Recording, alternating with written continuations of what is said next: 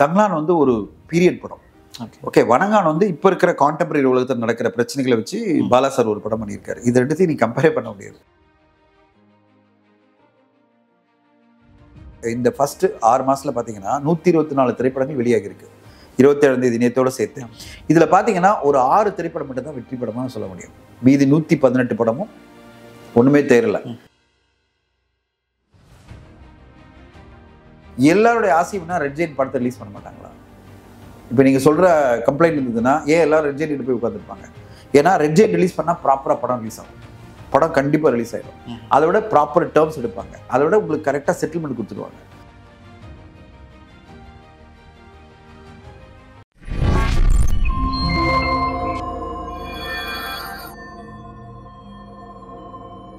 மேக்ஸின்ஃபோ 360 நேயர்களுக்கு அன்பு வணக்கம். இன்றைக்கு தமிழ் சினிமாவில் மிக மிக முக்கியமான ஆளுமை. இவருக்கு பல்வேறு முகங்கள் இருக்கிறது. தயாரிப்பாளர், தமிழ் சினிமாவின் ஆசிரியர் என்றே கூட சொல்லலாம். தனஞ்சயன் சார் அவர்களோடு உரையாட இருக்கிறோம். சார் வணக்கம். ஆசிரியர் சொல்லிவிட்டீங்க.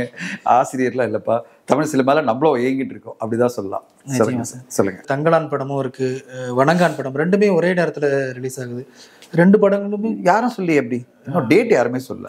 சரி, நம்ம தங்கலானோ வணங்கானோ இதெல்லாம் வந்து யாருமே டேட் அனௌன்ஸ் பண்ணல. இப்ப தங்கலான் பொறுத்தவரையும் இன்னும் வந்து ஞானவேல் சார் டேட் இன்னும் அனௌன்ஸ் பண்ணாத போது நம்மளா சொல்லக்கூடாது. ஸோ அவர் எங்கிட்டையும் பேசிட்டு இருக்காரு, எல்லார்ட்டையும் பேசிட்டு தான் இருக்காரு. ட்ரேட்ல வந்து டிஸ்கஷன் போயிட்டு இருக்கு, எந்த தேதியில் அதை கொண்டு வரணும்னு சொல்லிட்டு அவர் அனௌன்ஸ் பண்ணுவார். ஸ்டுடியோ கிரீன்ல ப்ராப்பரா அவங்க அனௌன்ஸ் பண்ணுவாங்க எந்த தேதியில வருதுன்னு. வணங்கான பத்தி தயாரிப்பாளர் ஒரு டேட் சொல்லிட்டு இருக்காரு, இது மாதிரி வரலான்ற ஒரு பிளான்ல இருக்காரு. தவிர இன்னும் அவருக்கு வந்து ஃபைனலா இந்த தேதி தான் வருதுன்னு சொல்லாத போது நம்ம இந்த டேட் வருதுன்னு நம்ம கேரண்டி சொல்ல முடியாது. எல்லாருடைய ஃபோக்கஸும் ஃபுல்லா ஜூலைல தான் இருக்கு. இப்போ ஜூலைல வந்து இந்தியன் 2 வருது, அது பிறகு வந்து ராயன் வருது. இப்படி படங்கள் ஜூலை என்ன நடக்க போகுது அப்படிதான். ஆகஸ்ட்டை பொறுத்தவரையும் அந்த ஒரு கேப் இருக்கு. இப்போதைக்கு ஆகஸ்ட் 15th டேட் நல்ல கேப் இருக்கு. அந்த தேதியில எந்த படம் வருதுன்னு பார்க்கணும். ஏன்னா செப்டம்பர் 5th வந்து கோட் வருது. அதனால அதுக்கு பிறகு படமே பண்ண முடியாது. நீங்க ஆகஸ்ட் 15th பிறகு படத்தை கொண்டு வர முடியாது. ஏன்னா எல்லாருமே கோட்டுக்கு வெயிட் பண்ண ஆரம்பிச்சிருவாங்க. ஸோ இந்த தேதி மட்டும்தான் இப்போதைக்கு அனௌன்ஸ்மெண்ட் வரணும், வெயிட் பண்ணுவோம். நிச்சயமா நிச்சயமா சார். இப்போ 2 படங்களுமே கொஞ்சம் கமர்ஷியல் அப்படிங்கிறத தாண்டியும் சமூக ரீதியாக கருத்துக்களை உள்ள வச்சிருக்கக்கூடிய படங்கள் தான். தங்கலானும் சரி, வணங்கானும் சரி. எந்த அளவுக்கு தாக்கத்தை உண்டாக்கும்? குறிப்பாக இயக்குனர் பாரஜத்துக்கு இது ஒரு பெரிய டேன்பேக்காக இருக்குமா சார்? கம்பேரிசனே கிடையாது. அது வேற படம், இது வேற படம். இது வந்து தங்கலான் வந்து ஒரு பீரியட் படம். ஓகே, வணங்கான் வந்து இப்போ இருக்கிற கான்டெம்பரரி உலகத்தில் நடக்கிற பிரச்சனைகளை வச்சு பாலா சார் ஒரு படம் பண்ணியிருக்காரு. இது ரெண்டுத்தையும் நீ கம்பேரே பண்ண முடியாது. பட்ஜெட் ரீதியாகவும் சரி, படத்தினுடைய கான்செப்டும் சரி. ஸோ கம்பேரிசனே வேண்டாம். ஒரே தேதியில் 2 படம் வரதுக்கான வாய்ப்பு இருக்க தவிர கம்பேரிசனான படம் கிடையாது. இது வேற படம், அது வேற படம். அதனால நம்ம வந்து இந்த பாரஞ்சு சார் படத்தை வந்து இந்த படத்தோட ஒப்பிட்டு பேசுறது என்னை பொறுத்து தவறாக இருக்கு. ஏன்னா அவருடைய டார்கெட்டே வேற, அவருடைய கோல் வேற. அந்த படத்தினுடைய கம்ப்ளீட் பிளானே பார்த்தீங்கன்னா பீரியட்ல ஒரு கோல்டு அப்படின்ற ஒரு கான்செப்டை பேஸ் பண்ணி விக்ரம் சாருடைய அட்டகாசமான நடிப்புல அந்த படம் உருவாகி இருக்கு. அது வேற கான்செப்ட், இது வேற கான்செப்ட். அதனால இந்த படங்கள் எந்த தேதியில வரும், இது ரெண்டும் கான்செப்டா சிமிலரா அப்படின்னு கேட்டீங்கன்னா அதெல்லாம் எதுவுமே கிடையாது. அது வேற, இது வேற. ஓகே சார், இவ்வளவு படங்கள் இருந்தாலும் தொடர்ச்சியாக பார்க்கக்கூடிய அந்த production name Lyca, red giant, அது ஒரு கான்ட்ரவர்சியாகவே இருந்துகிட்டே இருக்கா சார்? சமூக வலைதளங்கள்லையும் நிறைய பேசுபொருள் வந்துகிட்டே இருக்கு. லைக்காவுக்கும் ரெட் ஜெயிண்ட்டுக்கும் சண்டை, ரெட் ஜெயிண்ட் எல்லா படத்தையும் வாங்கிடுறாங்க, லைக்கா வாங்கிடுறாங்க, இப்படிங்கிற மாதிரியான ஒரு பேச்செல்லாம் வந்துகிட்டே இருக்கு சார். இது என்னன்னா சொல்லுவாங்கல்ல, காய்ந்த மரம் தான் கல்லடி படம் அப்படின்ற மாதிரி தான். இது எல்லாருக்குமே வந்து ஏதாவது வகையில் ஒரு பேனரை பற்றி பேசுறதோ இல்லை ஒருத்தரை பற்றி தப்பாக பேசுறதோ ஒரு மாதிரி ஏதாவது பேசணுன்றதுக்காக பேசிட்டு இருக்காங்க. இப்போ நீங்கள் அந்த பேனருடைய ஆஃபீஸில் உட்காந்து பார்த்தா தான் உங்களுக்கு தெரியும், அவருடைய எம்ப்ளாயியா இல்லை எம்டியா இல்லை ஜெனரல் மேனேஜர் இருந்தால் தான் உங்களுக்கு தெரியும் அந்தந்த பேனர் என்னென்ன சிக்கல்களை சந்திக்கிறாங்க. ஏன்னா மார்க்கெட் டைனாமிக்ஸ் மாறிட்டே இருக்கு. நேற்று இருந்த மார்க்கெட் இன்னைக்கு இல்லை. நேற்று வாங்கின சேட்டலைட் டிஜிட்டல் சேனல் இன்னைக்கு வாங்க ரெடி இல்லை. அதே அமௌண்ட் கொடுக்க ரெடி இல்லை. ஃபர்ஸ்ட் வாங்க ரெடி இல்லை, அடுத்த கட்டமா அந்த அமௌண்ட் கொடுத்து வாங்க ரெடி இல்லை. வித்தா போறன்ற ப்ரொடியூசர் நிலைமை வந்திருக்கு. அப்படி வித்தா போறன்னு வரும்போது அவங்களுக்கு இருக்கிற சிக்கல் என்னன்னா, இந்த படத்தினுடைய காஸ்ட் எப்படி ரிகவரி பண்றதுன்னு இருக்கு. பல விதங்கள்ல ஒரு ப்ரொடியூசர் வந்து டென்ஷன்ல இருப்பாரு. ஸோ இது யாருமே வந்து தேர்ந்தெடுத்து போய் ப்ராடக்ட்ல போய் உட்கார மாட்டாங்க. லைக்கா நிறுவனமும் யாருமே, எந்த நிறுவனமாக இருந்தாலும் சரி, எல்லாருமே நம்பிக்கையோட தான் சினிமாவில் பண்ணுவாங்க படங்கள். இப்போ இத்தனை திரைப்படங்கள் உருவாகுது வச்சுங்களேன். இப்போ இந்த ஃபர்ஸ்ட் 6 மாசத்துல பார்த்தீங்கன்னா 124 திரைப்படங்கள் வெளியாகி இருக்கு. 27ஆம் தேதி நேத்தோட சேர்த்து. இதுல பாத்தீங்கன்னா ஒரு 6 திரைப்படம் மட்டும் தான் வெற்றி படமா சொல்ல முடியும். மீதி 118 படமும் ஒண்ணுமே தேரல. இப்ப இந்த 118 படம் எடுத்த தயாரிப்பாளர்கள் வேணுனே வந்து படத்தை லாஸ் பண்ண வந்தாங்களா? இல்ல. எல்லாருமே நம்பிக்கையில தான் படம் எடுத்தாங்க. அந்த மாதிரி தான் பேனர்ஸும். அதனால இந்த ரெட் ஜெயின் இப்படி பண்றாங்க, இவங்க இன்னைக்கு எல்லாருடைய ஆசையும்னா ரெட் ஜெயின் படத்தை ரிலீஸ் பண்ண மாட்டாங்களா? இப்போ நீங்கள் சொல்கிற கம்ப்ளைண்ட் இருந்ததுன்னா ஏன் எல்லாரும் ரெட் ஜெயின் போய் உட்காந்துருப்பாங்க? ஏன்னா ரெட் ஜெயின் ரிலீஸ் பண்ணால் ப்ராப்பராக படம் ரிலீஸ் ஆகும், படம் கண்டிப்பாக ரிலீஸ் ஆகிடும். அதை விட ப்ராப்பர் டேர்ம்ஸ் எடுப்பாங்க, அதை விட உங்களுக்கு கரெக்டாக செட்டில்மெண்ட் கொடுத்துருவாங்க. எல்லா தயாரிப்பாளர்களும் அவங்க மூலமாக ரிலீஸ் பண்ணணும் ஏன் ஆசைப்படுறாங்கன்னா, அவங்ககிட்ட கொடுத்துட்டோம்னா போகிறப்பா ஒரு பர்சன்டேஜ் நம்மளுக்கு வந்து நம்ம பேசி பேசி வாங்குறத விட இவங்களே வாங்கிடுவாங்க. ஏன்னா அவங்க போட்டாலே எல்லாருக்கும் தெரிஞ்சிடும் இந்த படத்துக்கு இப்படி டேர்ம்ஸ் வரும்னு சொல்லிட்டு. அப்போ அந்த டேர்ம்ஸ் வந்துடும். அதோட முக்கியமாக படம் ரிலீஸ் ஆகி 3 வாரத்தில் நம்ம அக்கௌண்ட் செட்டில் ஆகிடும். மீதி இதே நீங்கள் ரிலீஸ் பண்ணீங்கன்னா அதுக்கு டைம் எடுக்கும்.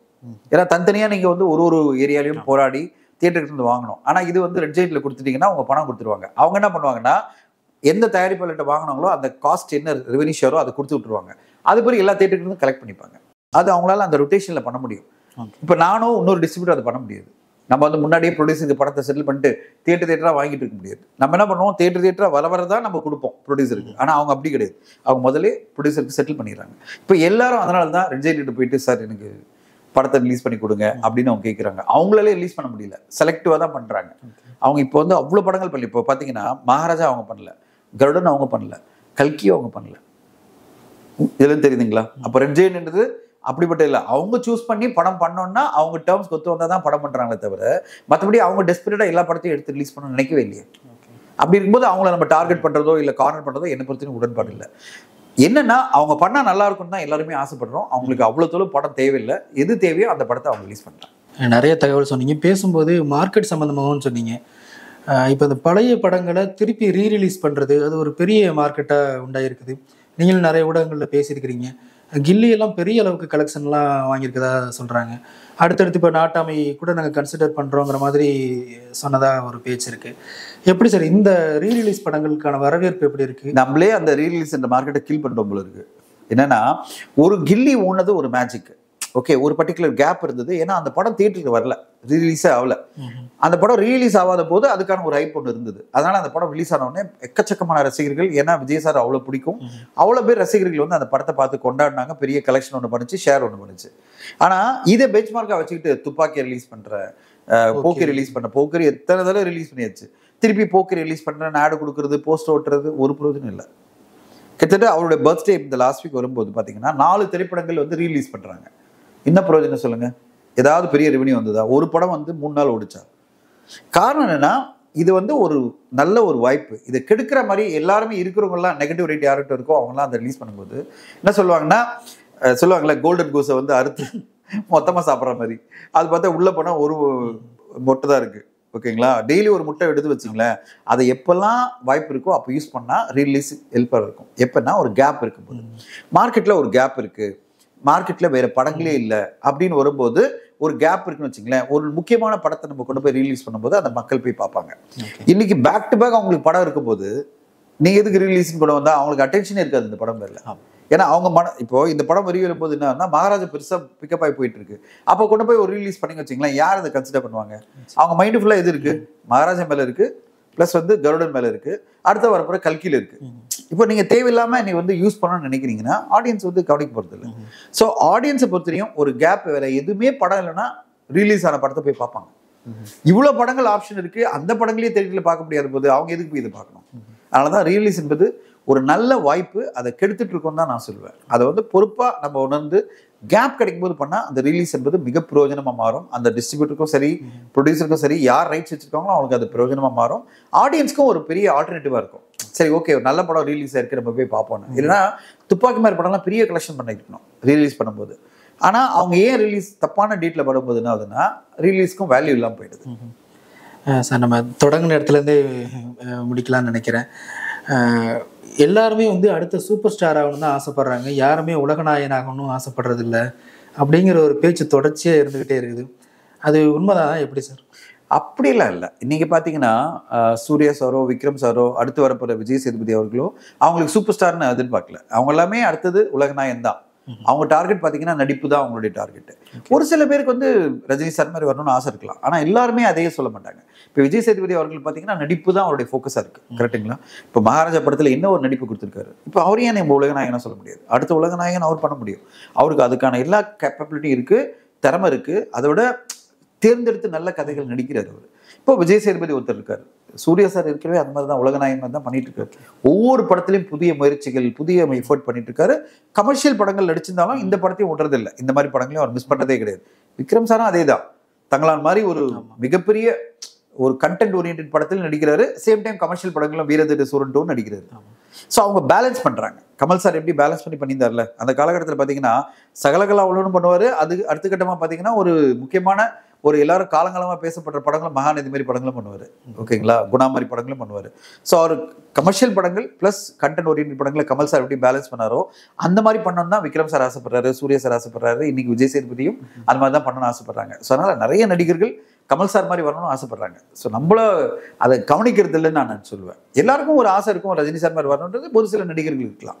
இப்போ வந்து விஜய் சார் அந்த மாதிரி தான் ஆசைப்பட்டாரு, அடுத்தது சிவகார்த்திகேயன் அதை ஆசைப்படுறாரு, அடுத்து வர நடிகர்கள் அதெல்லாம் ஆசைப்படலாம். ஆனால் அது தப்புன்னு சொல்ல முடியாது, அது அவங்களுடைய குறிக்கோள். ஆனால் எல்லாருடைய குறிக்கோள் அதுதான் அப்படின்னு நம்ம சொல்றது எனக்கு உடன்பாடு இல்லை. மிக்க நன்றி. தேங்க்யூ. நிறைய கேள்விகள் ரொம்ப பொறுமையாக பதில் சொன்னீங்க. நன்றி. Thank you sir. தேங்க்யூ.